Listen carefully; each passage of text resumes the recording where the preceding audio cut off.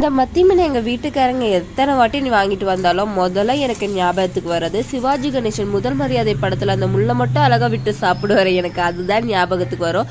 எங்கள் வீட்டில் வந்துட்டு ஃபிஷ் ஃப்ரை தான் ரொம்ப அதிகமாக சாப்பிடுவாங்க. அதுக்கேற்ற மாதிரி மசாலா நான் ரெடி பண்ணிட்டேன். பிள்ளைக்கு மட்டும் சீக்கிரமாகவே நான் ஃப்ரை பண்ணிட்டேன். அதனால என்னவோ தெரில ஸ்கின்னு மட்டும் தனியாக பிஞ்சிட்டு வந்துடுச்சு.